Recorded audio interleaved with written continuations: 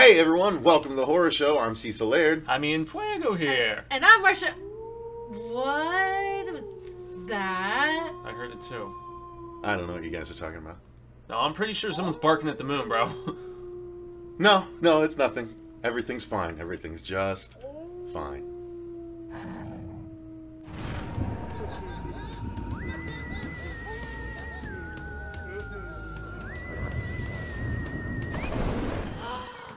Hey everyone, welcome to the horror show for real this time. I'm Cecil Laird. For realsies, I'm Jaime and Fuegues. And I'm Marcia.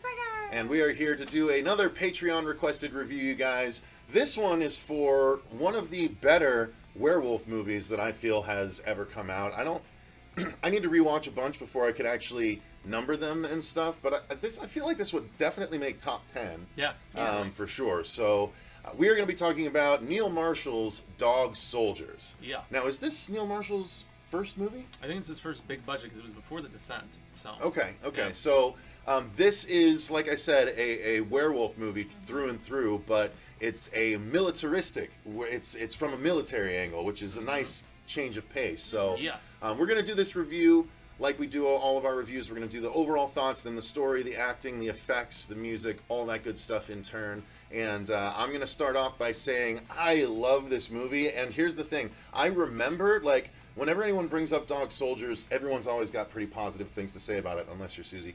But that's why she's not here. Yeah, but I honestly, I don't know what her problem is on this, but nonetheless, yeah, she really couldn't pinpoint it. But it usually is spoken of in pretty high regard, and I do remember watching it when I was younger, maybe like 10, 12, 15 years ago. I watched it, and when did it actually come out?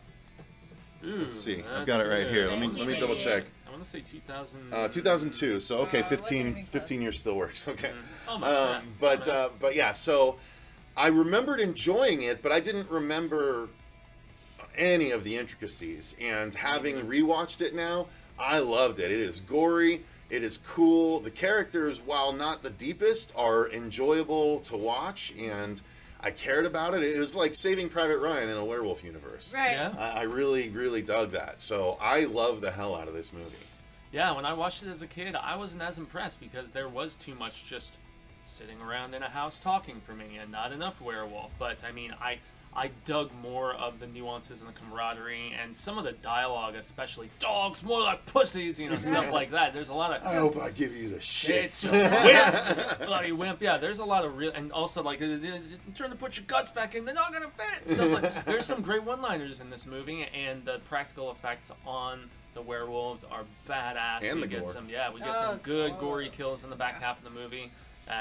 Yeah, I guess the characters are a little one-note sometimes, but they're all good, and, it's a very enjoyable movie. I like it more than The Descent, so, yeah. There you go. It really brought me back to, like, the first Predator in a way. Yeah. Okay. Just, like, with, everybody had their role, and they played it really well, and they were as deep as they needed to be.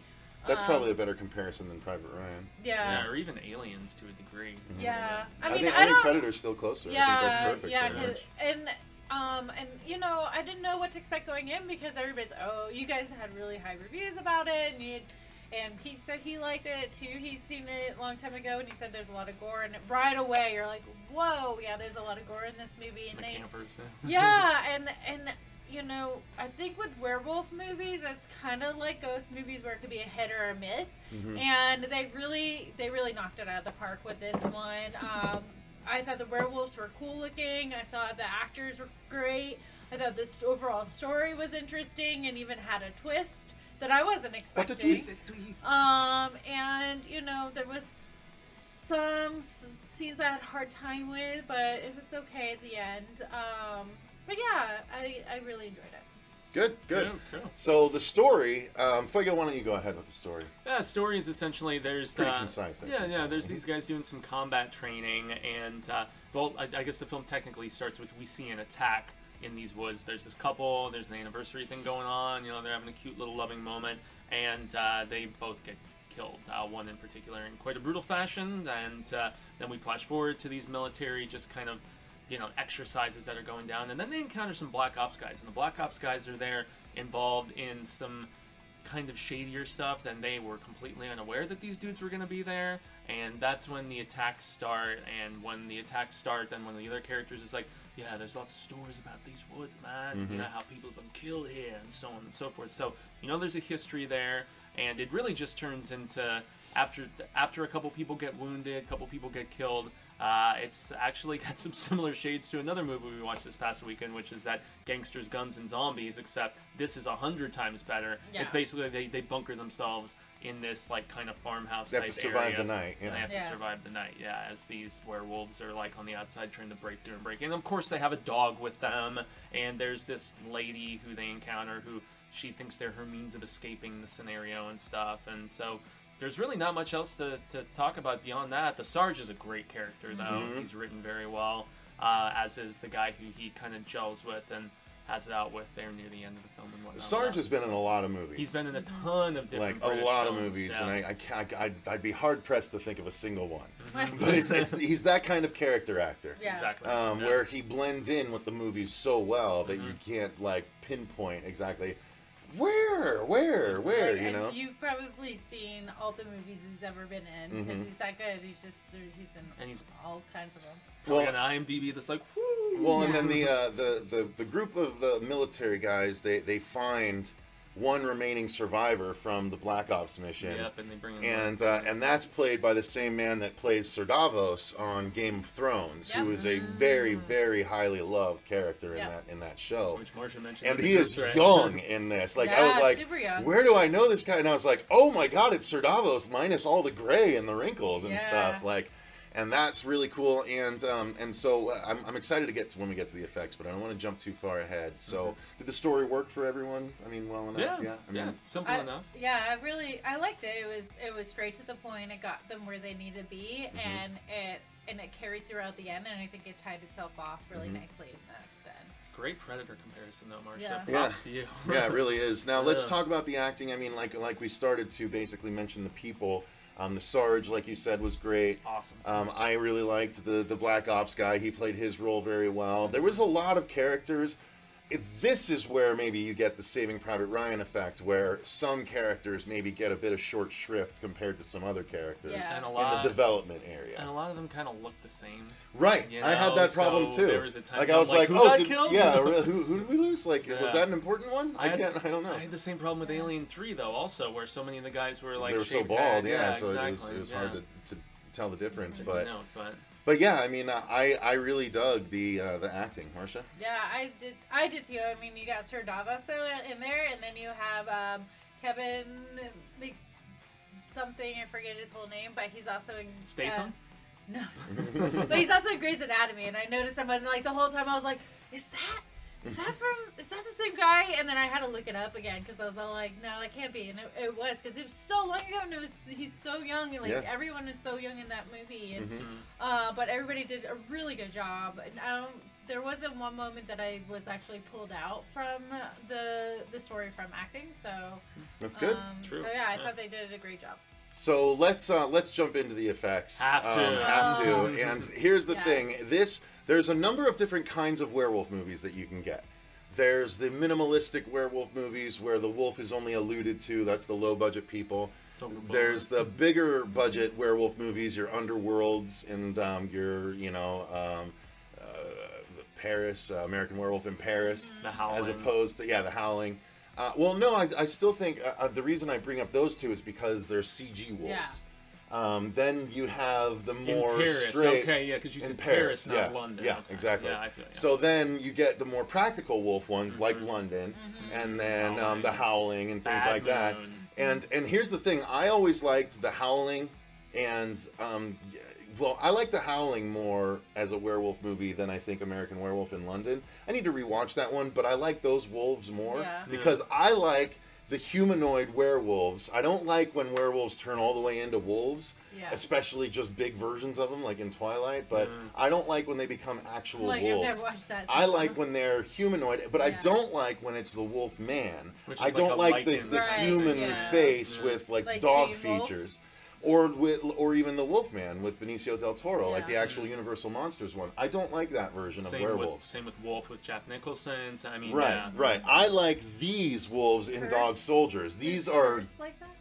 Or the Cursed. No, Cursed was a humanoid wolf Yeah, It's yeah. been a that while knew how since to I've flip watched people off. Cursed, I yeah. love that movie. I really do too. I need to rewatch it, but They've been saying the Craven cut has still never been seen, Oh, and man, it's that'd still be floating great. around somewhere. Anyway. but these wolves are humanoid and huge and like lanky. Yeah. But like they stand floor to ceiling. Right. Like they're literally that tall and big and intimidating and huge dog heads that like Yeah. and snarl and come at you and bite, and I love the look of the werewolves. So, and that's all practical stuff. Yeah. yeah, all better practical. chew your face off with, my dear. Yeah, Yeah, really. one bite and Mhm. do like kind of like yeah.